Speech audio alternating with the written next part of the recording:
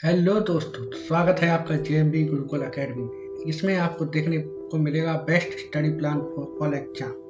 अगर आपका 12वीं क्लास कंप्लीट हो गया, उसके बाद आपको क्या करना चाहिए, आगे कौन सी नौकरी की तैयारी करें, ये सब देखने को मिलेगा आपको इस वीडियो में। तो इस वीडियो को लाइक, शेयर और सब्सक्राइब करें प्लीज़। हाँ, तो हम इसमें देखिए, इस वीडियो में देखेंगे हमारे 5 पॉइंटों में हमें पता चलेगा कि हमें आगे क्या करना है, कैसे करना है, कैसे तैयारी करना है। तो अपने पहले पॉइंट पर पहुंचते हैं।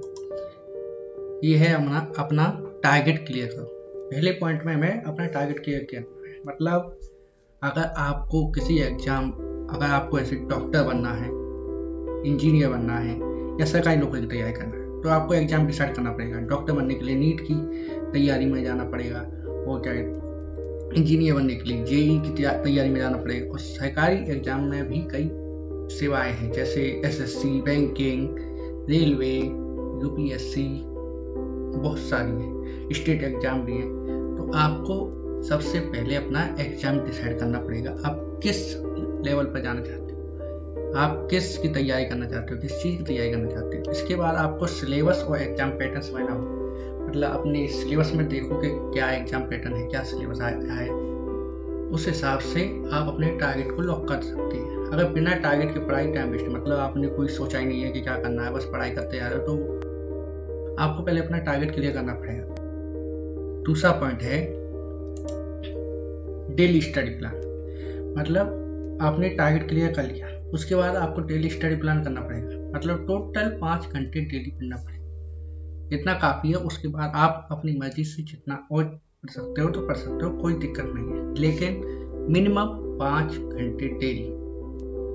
2 घंटे कॉन्सेप्ट स्टडी, एनसीईआरटी बेसिक्स, मतलब आपके सिलेबस में जो दिया है उस हिसाब से 2 घंटे कॉन्सेप्ट स्टडी करनी है। मतलब क्लास देखो, उसको पढ़ो, उसको लर्न करो, उसकी कॉन्सेप्ट समझो।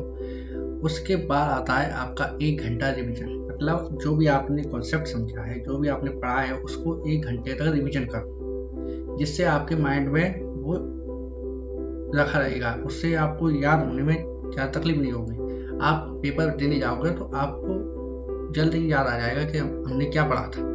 उसके बाद 2 घंटे प्रैक्टिस, क्वेश्चन और पीवाईक्यू करने। मतलब इससे अपने को बहुत पावर मिलती है। मतलब अपन पेपर देने जाते हैं तो उस पर हमारी जो कहते हैं टेंशन हो जाता है कि कैसा पेपर आएगा, क्या पेपर आएगा। तो उसके लिए टेंशन नहीं हुआ, आपको क्वेश्चन की प्रैक्टिस होगी तो आप क्वेश्चन को देखकर समझ जाओगे कि हाँ, ये क्वेश्चन मैंने पढ़ा है तो इसको कर सकता हूँ। अब ऐसे ही आपको 5 घंटे डेली पढ़ना है। 5 घंटे इनफ, मतलब कंसिस्टेंट पढ़ना। मतलब ऐसा नहीं कि एक दिन छोड़ दिया, एक दिन नहीं, कंसिस्टेंट। मतलब हर दिन 5 घंटे पढ़ना है। और उसके ज़्यादा आप पढ़ सकते हो, 6 घंटे 7 घंटे आप कर सकते हो, उससे कोई परेशानी नहीं। तीसरा अपना है सब्जेक्ट स्टडी। मतलब सब्जेक्ट के बारे में देखना कि अपन को कौन सा सब्जेक्ट कितना पढ़ना है, कैसे पढ़ना है, क्या पढ़ना है।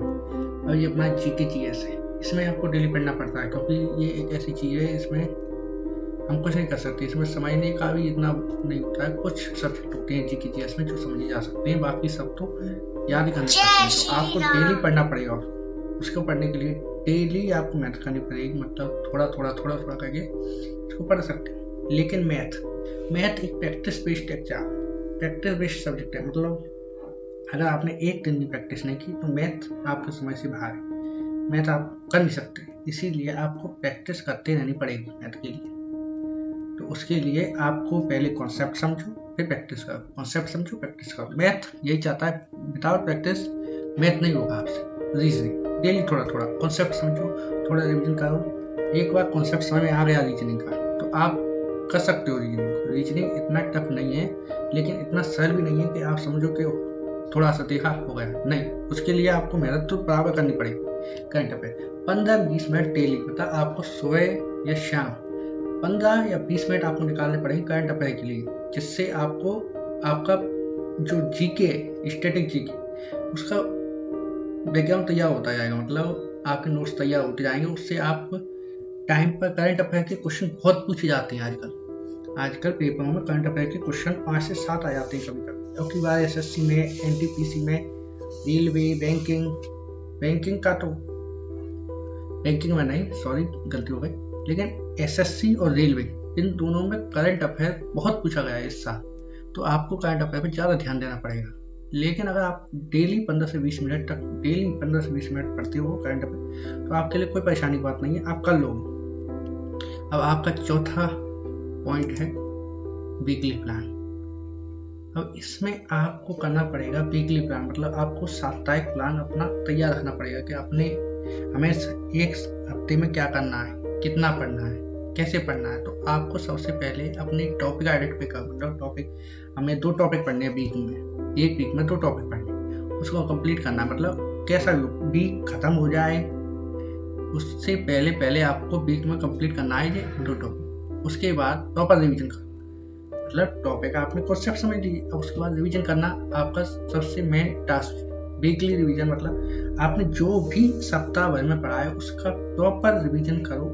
लास्ट संडे के दिन रुकता है, तो संडे के दिन सब क्लासों की छुट्टी रहती है, तो उस हिसाब से आप प्रॉपर रिवीजन कर सकते हो। और हर सप्ताह में एक मॉक टेस्ट जरूर लगा, 1 या 2 आप लगा सकते हो, जितने लगा सकते हो, लेकिन 2 मेरी मानो तो 2 मॉक टेस्ट हर हफ्ते में लगा। इससे आपका डर पे काबू होगा, आप एग्जाम से नहीं डरोगे। एग्जाम के टाइम पर आपको बहुत सहायता मिलेगी इससे, तो आप ये कर सकते हो।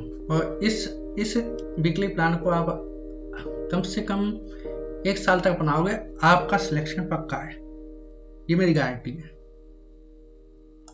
अब आपका 5वां है गोल्डन रूल, कंसिस्टेंसी तो सही बात है, लेकिन कंसिस्टेंसी ऐसी होनी चाहिए कि गैप मत दो। मतलब एक दिन पढ़ा, एक दिन छोड़ा, एक दिन पढ़ा, एक दिन छोड़ा, एक दिन पढ़ा, इसका कोई फायदा नहीं है पढ़ने का।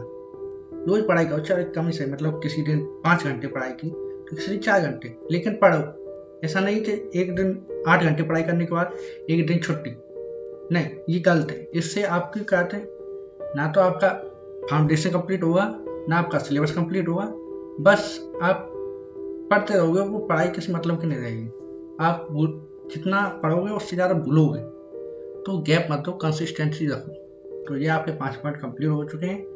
इसके बाद मैं आपको एक मोटिवेशन देता हूँ कि हार्ड वर्क और स्मार्ट प्लानिंग सक्सेस, मतलब मेहनत खूब करो और प्लानिंग स्मार्ट करो। मतलब ऐसा नहीं कि PDF डाउनलोड कर ली, कोई सी PDF देखी, हाँ इसको डाउनलोड कर लेता हूँ, कोई क्या कहते हैं वीडियो देखी, हाँ इसको सेव कर लेता हूँ, नहीं, उससे कोई फायदा नहीं है, क्योंकि वो डली रहेंगी, बस उसमें मोबाइल में डली रहेंगी। उससे अच्छा है आप साथ साथ करो, मतलब पहले मेहनत करो, खूब अच्छी तरह से कॉन्सेप्ट समझो, रिवीजन करो, फिर उसके बाद स्मार्ट प्लानिंग से स्मार्ट नोट्स बनाओ। मतलब पेपर देने जाते हो ना, उस टाइम पर आपको कतई वो टाइम का पता नहीं चले, आप पूरे नोट्स को रिवीजन कर दो।